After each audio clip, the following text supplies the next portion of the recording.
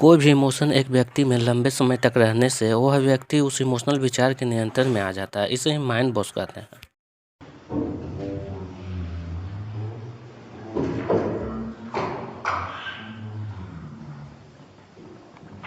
अमेरिकी सरकार द्वारा 20 वर्षों तक हुए अनुसंधान से पता चला कि ब्रेन वॉशिंग द्वारा इंसान के मौजूदा दिमाग को नष्ट कर उससे किसी भी उद्देश्य को पूरा कराया जा सकता है।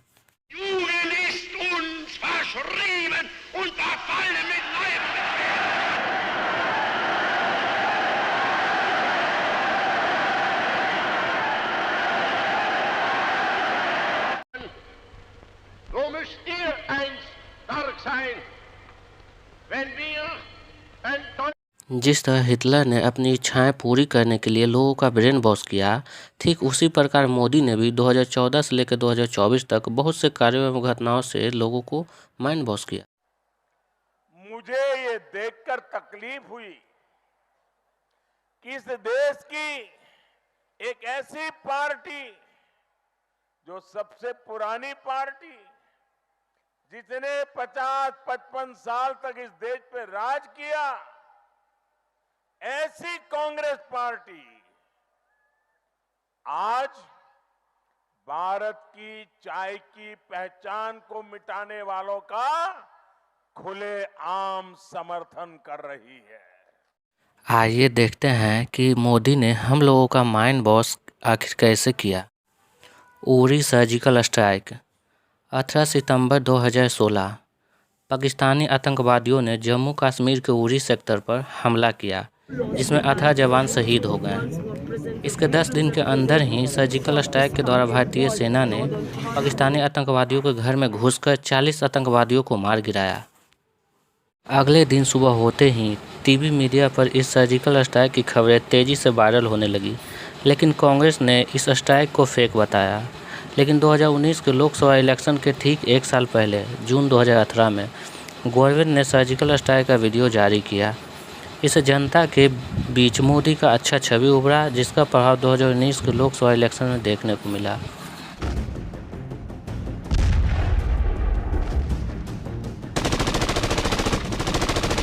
हिंदुस्तान पुलवामा आतंकी हमला 14 फरवरी 2019 पाकिस्तानी आतंकी संगठन जैश ए मोहम्मद का सदस्य आदिल ने 100 केजी विस्फोटक को एक कार में रखकर भारतीय सीआरपीएफ के काफिले में जा रहे एक बस से टक्कर मार दी। एक भयंकर धमाका हुआ जिसमें भारतीय सेना के 40 जवान शहीद हो गए, जिसके बदले में भारतीय सेना ने पाकिस्तान के बालाकोट में स्थित आतंकी शिविर पर एयर स्ट्राइक द्वारा बम गिराया और आतंकी शिविर को नष्ट कर दिया। इससे जनता के मनोमंडल पर मोदी का व्यक्तित्व उभर आया और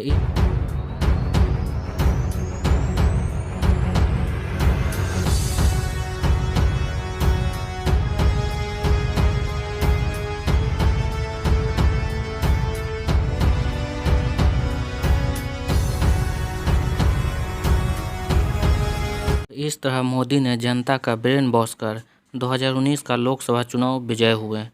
लेकिन ध्यान देने वाली बात यह है कि सर्जिकल स्ट्राइक में 40 पाकिस्तानी आतंकी मारे गए थे और पुलवामा हमला में भी 40 भारतीय सीआरपीएफ जवान मारे गए थे। यह एक सिर्फ कोइंसिडेंस था या फिर कुछ और? मोदी ने 2024 में भी जनता के माइंड वॉश करने में कोई कसर नहीं छोड़ी। 2024 में मोदी ने राम मंदिर बनवाकर 80% हिंदुओं को इमोशनल सेंटिमेंट से खेलकर उनके वोट बैंक को अपनी ओर आकर्षित करने की कोशिश की है। यहाँ तक कि राम मंदिर निर्माण अभी अधूरा ही था, फिर भी मोदी ने लोकसभा इलेक्शन में लाभ लेने के लिए इलेक्शन से पहले ही मंदिर का उद्घाटन किया। चारों शंकराचार्य वहां पर नहीं जा रहे हैं। कारण क्या है, क्यों नहीं जा रहे हैं? किसी राग द्वेष के कारण नहीं, बल्कि शंकराचार्यों का ये दायित्व है कि वो शास्त्र विधि का पालन करें और करवाएं। अब वहां पर शास्त्र विधि की उपेक्षा हो रही है। सबसे पहली उपेक्षा क्या है कि मंदिर अभी पूरा बना नहीं और प्रतिष्ठा की जा रही है। गोदी मीडिया कुछ मीडिया चैनल्स मणिपुर हिंसाकांड तो नहीं दिखाएगी, लेकिन नामीबिया से लाए चीता ने कितने बच्चे दिए ये जरूर दिखाएगी। यानी अब भाजपा नेतृत्व में काम करने वाली मीडिया चैनल्स भी जनता के ब्रेन वॉश करने में काफ़ी बड़ी भूमिका निभाती है। मध्य प्रदेश के कूनो नेशनल पार्क से बड़ी खुशखबरी आई है। यहाँ मादा चीता ने 4 शावकों को जन्म दिया है। आइए अब हम लोग वर्तमान भारत में जनता की स्थिति समझने का प्रयास करते हैं। ASER घरेलू सर्वेक्षण के अनुसार कक्षा 2 के स्तर तक पढ़ने वाले बच्चों में सिर्फ 25% बच्चे ही अपनी क्षेत्रीय भाषा को पढ़ सकते हैं। कक्षा 3 या 4 के बच्चों को भाग देने में भी समस्या आ रही है और 14 से 18 वर्ष के सिर्फ 42% बच्चे को ही अंग्रेजी के आसान वाक्य पढ़ने में सक्षम हैं। इस रिपोर्ट में मुख्य रूप से शिक्षा के स्तर पर पुरुष और महिलाओं में असमानता में हुई बढ़ोतरी को दिखाया गया है, जो देश की कमज़ोर एजुकेशन पॉलिसी को दर्शाता है। ऑक्सफैम रिपोर्ट के अनुसार भारत में 5% लोग देश के 7% धन के मालिक हैं, यानी कि भारत में आम लोगों की आमदनी प्रतिदिन घटती जा रही है एवं अमीर लोग और भी अमीर होते जा रहे हैं। मतलब कि भाजपा को सरकार में बने रहने से आम लोगों से 95% ज़्यादा अमीर लोगों को फ़ायदा हो रहा है, यानी भाजपा सरकार अमीरों का सरकार।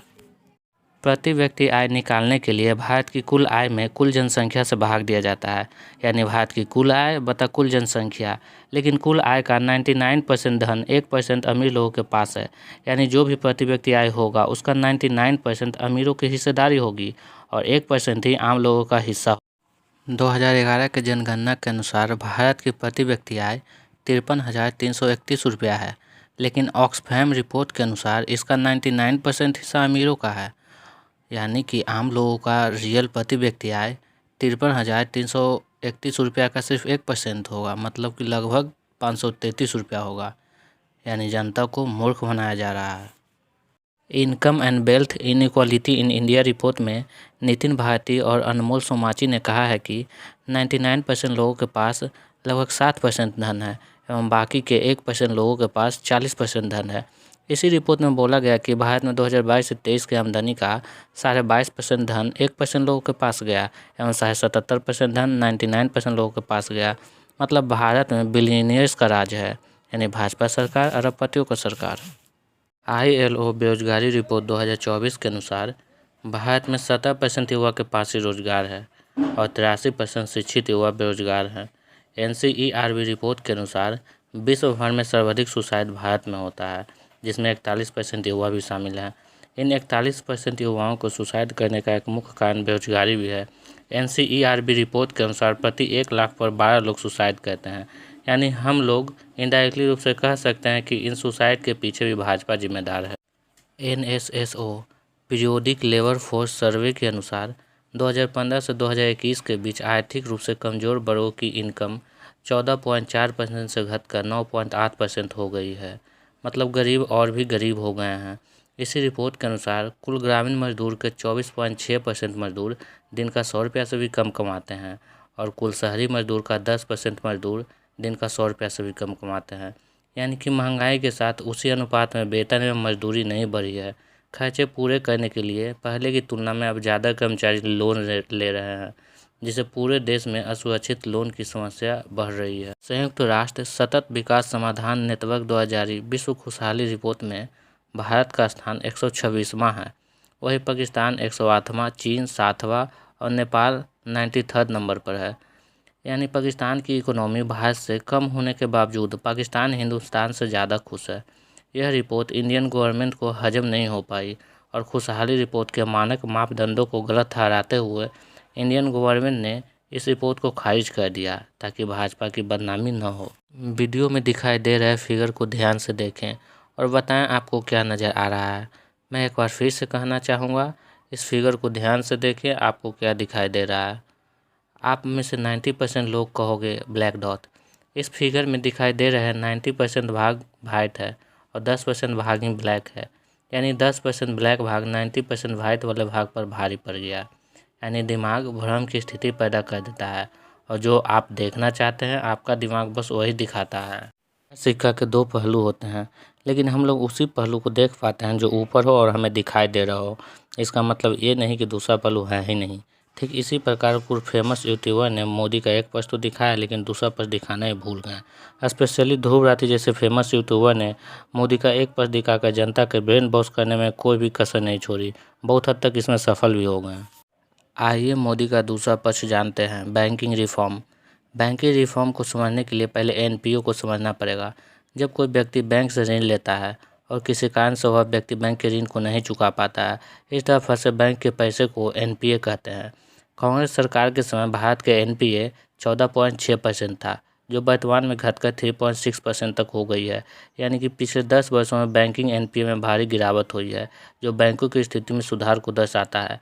विजय माल्या, ललित मोदी, नीरव मोदी जैसे लोगों का लोन कांग्रेस सरकार के समय अप्रूवल हुआ था, लेकिन इनके घोटाले का पर्दाफाश भाजपा सरकार में हुई, यानी एक हाथ भाजपा के साथ। हाल ही में निर्मला सीतारमण ने बजटीय भाषण में कहा कि 25 करोड़ भारतीयों को बहुआयामी गरीबी से मुक्ति मिली है। आखिर निर्मला सीतारमण के इस बयान का आधार क्या था? आइए देखते हैं। 25 crore people to get freedom from multi-dimensional poverty. जनवरी को नीति आयोग द्वारा प्रकाशित multi dimensional poverty in India report में बताया गया कि 2013-14 में देश में बहुआयामी गरीबी 29.17% थी, जो 2022-23 में घटकर 11.28% हो गई, यानी 17.89% की कमी हो गई। मतलब 24.82 करोड़ लोग गरीबी रेखा से बाहर आ गए हैं। रिसेंटली मिनिस्ट्री ऑफ हेल्थ द्वारा जारी किया गया एक रिपोर्ट में कहा गया कि गवर्नमेंट द्वारा 2014-15 में एक व्यक्ति के हेल्थ के खर्च पर 1108 रुपया खर्च किया जाता था, जो 2020 में बढ़कर 2014 रुपया हो गया, यानी कि लगभग दुगना का इजाफा हो गया, जो एक आम आदमी के लिए अच्छी खबर है। निर्मला सीतारमण ने बजटीय भाषण में कहा कि पिछले 10 सालों में देश भर में 7 IIT, 7 IIM, 15 एम्स, 390 यूनिवर्सिटी बनाई गई है। 2014 में किसी भी कंपनी को भारत में कॉर्पोरेट टैक्स 22 से 25% देना पड़ता था। इससे भारत में मैन्युफैक्चरिंग महंगी हो जाती थी, जिससे विदेशी कंपनी भारत में आना नहीं चाहती थी। लेकिन भाजपा गवर्नमेंट ने कॉर्पोरेट टैक्स को 25% से घटाकर 15% कर दी। इससे भारत में ग्लोबल कंपनी बढ़ रही है और अब भारत में मैन्युफैक्चरिंग भी बढ़ रही है। मोदी गवर्नमेंट ने भारत में गरीबी को कम करने और आम जनता की स्थिति में सुधार लाने के लिए बीते 10 वर्षों में बहुत सी योजनाएं लाई है। गरीब कल्याण अन्न योजना के तहत 81 करोड़ से ज़्यादा लोगों को राशन दिया गया। आवास योजना के तहत 4 करोड़ से ज़्यादा लोगों को घर दिया गया। सौभाग्य योजना के तहत लगभग 3 करोड़ लोगों को बिजली उपलब्ध कराई गई। पीएम उज्ज्वला योजना के तहत लगभग 10 करोड़ से ज़्यादा लोगों को एलपीजी कनेक्शन उपलब्ध कराई गई। 11 करोड़ से ज़्यादा लोगों को टॉयलेट बनवाए गए, जिसकी तारीफ बिल गेट्स ने की। 58 करोड़ से ज़्यादा लोगों को आयुष्मान कार्ड बनाए गए। 50 करोड़ से ज़्यादा लोगों को जनधन अकाउंट खोले गए हैं। इसी तरह बहुत से योजना खोले गए हैं, जिसने गरीबी 29.17% से घटकर 11.28% हो गई। अमेरिका के ब्रूकिंग इंस्टीट्यूट का कहना है कि भारत में गरीबी काफ़ी हद तक कम हो गई है। ऐसे बहुत से इंडेक्स हैं जिसमें भारत 2014 से 2024 तक बहुत सुधार हुआ है। Ease of doing business report में 134 से 63 नंबर पर भारत आ गया। ग्लोबल कॉम्पिटिटिव इंडेक्स में 72 से 40 नंबर पर भारत आ गया। ग्लोबल इनोवेशन इंडेक्स में भारत 76 से 40 नंबर पर आ गया। लॉजिस्टिक परफॉर्मेंस इंडेक्स में भारत 54 से 38 नंबर पर आ गया। मेक इन इंडिया से पिछले 10 वर्षों में देश में मोबाइल फ़ोन प्रोडक्शन में 21 गुना बढ़ा है।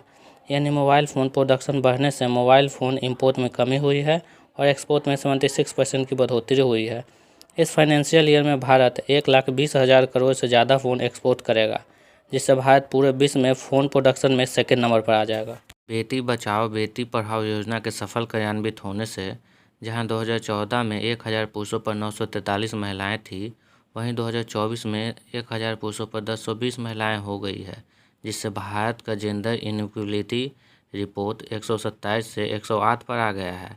साथ ही हायर एजुकेशन में फीमेल इनरोलमेंट पिछले 10 सालों में 28% इंक्रीज होकर 43% इनरोलमेंट हो गई है। यानी कि भारत में महिलाओं की स्थिति में काफ़ी हद तक सुधार हुई है। मतलब एक हाथ भाजपा के साथ। जुलाई 2015 में मोदी द्वारा डिजिटल इंडिया को लॉन्च किया गया। 2014 में भारत में कुल 15% लोग इंटरनेट यूज करते थे, लेकिन वर्तमान 2024 में इंटरनेट यूजर्स 15% से बढ़कर लगभग 52% हो गया है। यानी चाइना के बाद भारत में ही विश्व का दूसरा सबसे बड़ा इंटरनेट यूजर्स है। इस प्रकार बहुत सारे ऐसे योजनाएं हैं जिसे एक वीडियो में बताना संभव नहीं है। एक हिस्टोरियन ने कहा है कि राजा द्वारा किया गया कार्य भले ही असफल क्यों न हो, लेकिन राजा द्वारा किए गए प्रयासों की सराहना करनी चाहिए। रिसेंटली ध्रुव राठी ने एक वीडियो में कहा कि हिटलर की मृत्यु के बाद जर्मनी के लोगों को पता चला कि वो एक तानाशाही सरकार में जी रहे थे। इस पर मैं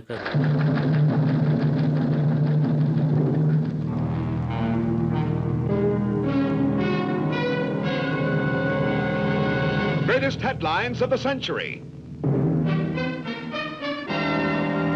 Dateline Berlin, April 30th, 5. In a moment, the story. Kabir का एक दोहा कहना चाहूँगा, काल करे सो आज कर, आज करे सो अब, पल में पल रहे होएगा, बहुरी करे वो कब। एक लाइन में इसका सारांश कहें तो व्यक्ति को हमेशा वर्तमान में जीना चाहिए, न कि भविष्य में।